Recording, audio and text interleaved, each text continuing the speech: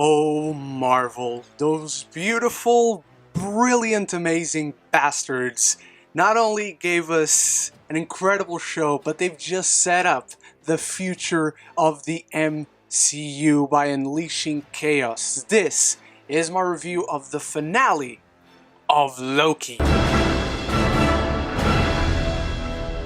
Loki and Sylvie make it to the Citadel at the end of time, but find themselves the only thing between the universe's balance or its chaos. Now, before we move on, spoilers from here on out. Massive spoilers for Loki. You've been warned, there's always spoilers in these reviews, so make sure to watch the episode because, yeah, they left the best for last. But before I start properly with my review, let me know what you thought of the Loki finale, what you thought of the show as a whole. How do you rank the episodes? Is it your favorite MCU show on Disney Plus thus far? Let me know all of that in the comments below. Start the conversation. It is always the most important part. And while you're down there, if you're new to the channel but want to see more stuff like this, consider clicking the subscribe button. It does wonders to get the content out there, and you'll just be supporting me and join a beautiful community of Loki fans. And I gotta say, even before the episode properly started, when we have the MCU logo, there is no proper music, or rather that is, but it's Steve and Peggy's song that is playing in the background, and then we start to hear all these random MCU quotes from all the movies, from all the characters. We start to hear Vision's quote from WandaVision. I'm sure we maybe heard something from Falcon and Winter Soldier. I just didn't click that it was something from that show specifically. My heart was beating really fast. I went into chaos mode right away. I panicked, and so Loki and Sylvie are at this incredible, very Doom-looking castle. But it's not Doom, let's just get that out of the way. I was wrong, and no problem with being wrong. That was my least likely option. And right away, as they're discussing if they're going in or not, the door opens for them. They step in. There are these statues that kind of look like the Living Tribunal, but it's not. They have these kind of clock faces, and Miss Minutes shows up. So right away, we know Miss Minutes was working for whoever this is going to be all along, and he's trying to sweeten the pot through Miss Minutes. Granted, he's probably lying. This person, the mastermind behind the TVA and all of that Loki can be king, they can live together, he can win the Battle of New York, he can wield the Infinity Gauntlet, he can kill Thanos, but they're not up to it. They just want to continue on their mission, what they came here to do. And the episode didn't waste any time. They come into this main hall, it looks like, of the castle, and Jonathan fucking Majors is here. Now, no, I am not going to call him Kang because he's not Kang in this scenario, which I thought was an incredibly interesting, promising, and full of potential decision. He's all quirky, he's got this really lively personality, and he's eating an apple, which right away lets you know whoever this character is, he's an asshole. And he's got this swagger about him. He's full of confidence. He knows what's going to happen right now. He takes them up the elevator. Sylvie tries to kill him, but he has a temp pad, so he dodges it right away continuously. He disappears from the elevator. They get to his room. And then the bulk of the episode starts, which is a conversation between He Who Remains, which is his name in this show, and Loki and Sylvie. And they hear him out. And so what happens is that long ago, this dude lived in the 31st century, and he discovered that there were universes stacked on top of each other existing at the same time. He found a way to travel through them and meet variants of himself, and for the longest time they were at peace. They helped each world progress and get better with each other's technology until one of them, he decided he wanted control, and so the all-out multiversal war started. And to end the multiversal war, he decided to create the TVA, and that's where it all comes from. I love this because right away we get what is happening. We get what we're going to see, and I love that they set him up. He's a variant, just like all the characters in this show. They are variants of one another. This is not our Kang. This is not at all Kang. Kang in the comics has been known by many names. Iron Lad, Immortus, Kang, Kang the Conqueror. There are several Kangs. This is not one of those characters that actually became Kang. He wants peace. He wants a practical way to be safe in existence. And I find that fascinating because the show continues to explore all of these interesting philosophical topics and actually discuss them and present different perspectives. But also for a villain, we immediately see his motivations. We immediately understand him. We understand why he sees himself as a savior, as a hero of his own story. But Sylvie, she's not buying it. For the moment, Loki, he's not buying it. They think he's lying. They think he's making all this up. They still believe he's evil. What he did was wrong. And Sylvie tries to kill him, but Loki doesn't. Because at one point the thunder rumbling comes in the background and he remains, is like, hey, look, I know everything that's going to happen until about 10 seconds ago, because now I have no idea. It's chaos, so do what you will. If you decide to take over, my work is done. If you decide to kill me, everything will happen all over again, and I'll just end up back here. Which is fascinating. I love this idea. I love that Marvel gave us what we wanted, they gave us what they wanted to do, but they open up a multiverse, no pun intended, of possibilities, of potential. But before we continue on that, let's go to the TVA where Mobius goes after Ravonna. They have a little talk about free will and about what she did being wrong, and she still doesn't believe that. She still believes there has to be a reason. It is somehow, some way the correct way to do. Again, I love all these different conversations, but I love how the characters are so different from one another. These characters are critical thinkers. These characters are smart. These characters think beyond themselves, for better or worse, and Ravonna ends up kicking Mobius' ass, and she runs away. She's going to try and unlock free will, and that's the last we see of her. She was not aware of this at all. Even at one point, Miss Minutes comes into the files, and she says that this is not what she asked for. Miss Minutes says, oh yeah, but he thinks that will help. We see nothing more of that. We have no more of Ravonna, no more of Miss Minutes. It's all incredibly interesting stuff that opens the doors for whatever will happen not only in Season 2, but on the MCU as a whole. And in the meanwhile, Hunter B-15 is jumping into timelines showing the other Hunters what is actually happening, that they are variants. She goes into the school in Ohio, which you just saw, Ohio and Black Widow, by the way. A variant of Ravonna Renslayer is there, and so, again, chaos ensues. And so back at the Citadel at the end of time, Loki and Sylvie come to a disagreement. Loki is not willing to take this gambit, and I'm sure a lot of people are going to speculate on gambit because they mentioned the word gambit. And Loki is not willing to take that gambit because this is bigger than the two of them. It's bigger than their experience together. It's beyond the universe itself. The very balance of everyone's existence hangs in the balance. This shows me something incredible. It shows great growth in Loki himself.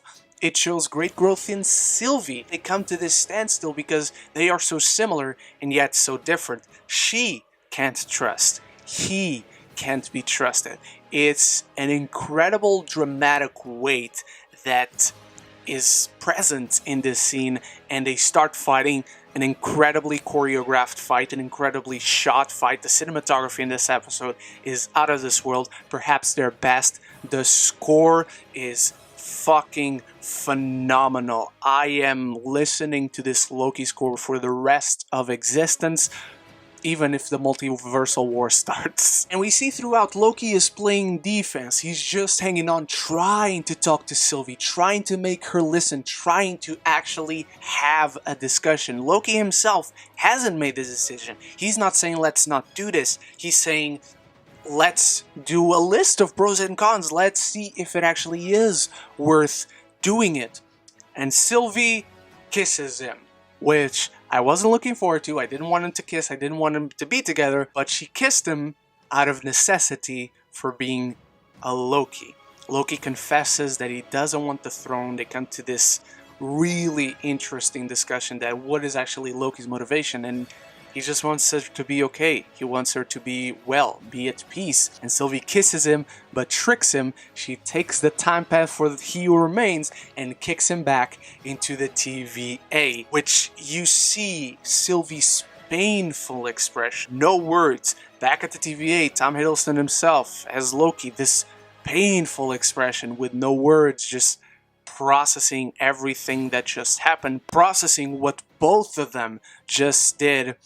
And this show holds so close to its characters. It's these characters that make the story work. It's these characters that make you care for the wacky stuff that is going on and make it all so interesting because they're compelling, they're three-dimensional, they're complicated people just like all of us. And so He Who Remains is now, alright, let's see what happens now. And Sylvie kills him. Perhaps my favorite moment of this episode, not only where he says, see you in a bit, but where there's this moment of defeat for Sylvie. After having betrayed Loki, after killing He Who Remains, we see all the timelines branching. It's pure madness.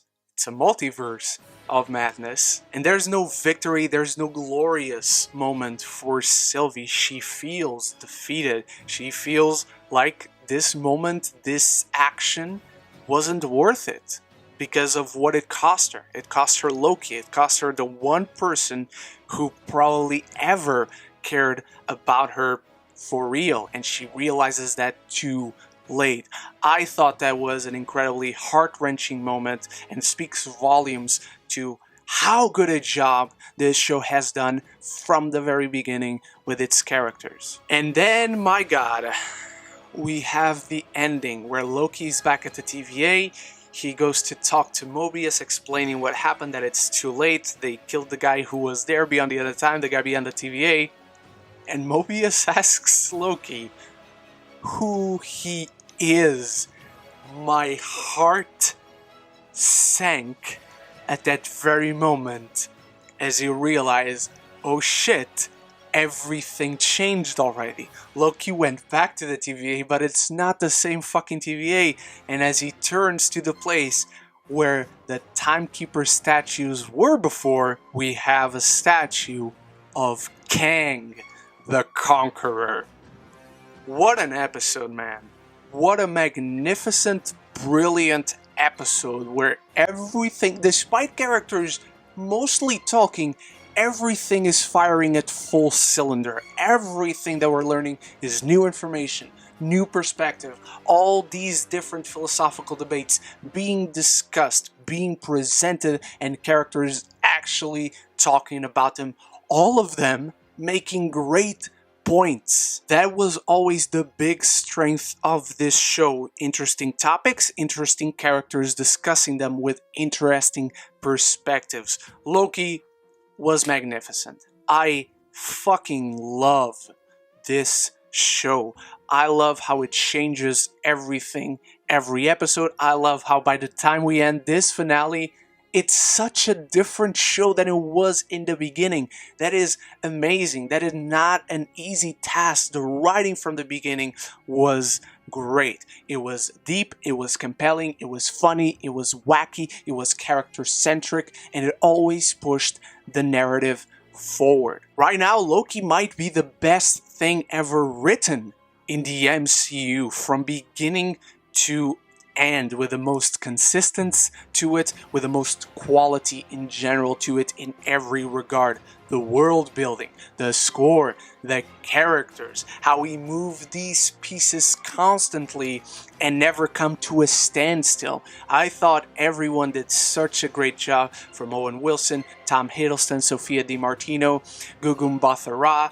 Now Jonathan Majors, he was so amazing in this last episode, and I love this setup where you see his personality in this episode. It's funny, it's quirky, it's vibrant, it's lively. It's not exactly what you expect from Kang, because he isn't Kang. He's not that guy we're going to see in Ant-Man and the Wasp. He's not that guy who's going to be probably the main villain in the future Avengers movies and the next big bad. But even though we don't get a post-credit scene, there's a file of Loki at the very end of the episode, and then they stamp it, and we read, Loki will return in Season 2, which they were right. They didn't lie. It's going to be a very different season because now it's a completely different chain of events that has happened in the universe. And now we've set up not only Loki Season 2, we've set up how the universe is going to unfold all these 60-something timelines that we see branching. We've set up Doctor Strange in the Multiverse of Madness. We've set up Spider-Man No Way Home. We've set up What If. We've set up another show, the next show we're going to get, and the future movies. It's brilliant. I love it. It's not a closed out thing. It's something that will actively and massively impact and affect the things that are to come.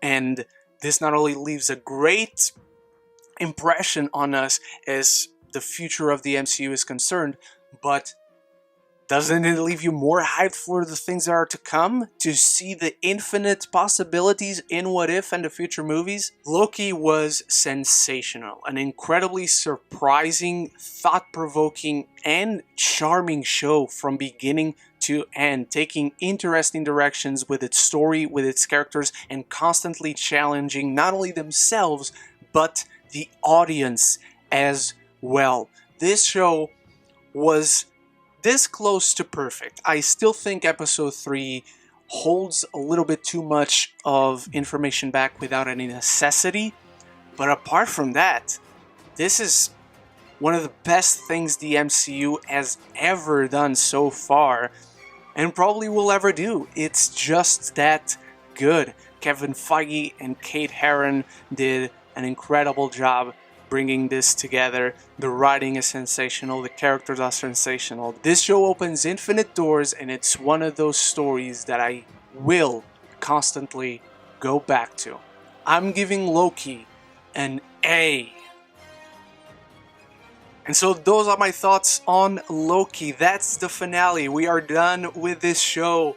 Bring on What If as we see the ramifications of what just happened, and now Doctor Strange, Spider-Man Far From No Way Home, they're just around the corner. I cannot wait. But what did you think? Did it satisfy every single one of your geek cravings for Loki? Let me know all of that in the comments below. If you loved it, if you only liked it, if you hated it, all is valid. So start the conversation down there. It's the most important part. And if you've watched this far, consider clicking the subscribe button. You've enjoyed it on some level. You enjoyed Kang the Conqueror. I am Kang the Conqueror, and you're my variant, so do it. Thank you so much for watching. You are the best. Later today, I will have my review for Gunpowder Milkshake, and in the upcoming days, my reviews for Escape Room 2, Space Jam 2, and many more things. I hope to see you there, and so until then, love each other, and love the movies for all time, always.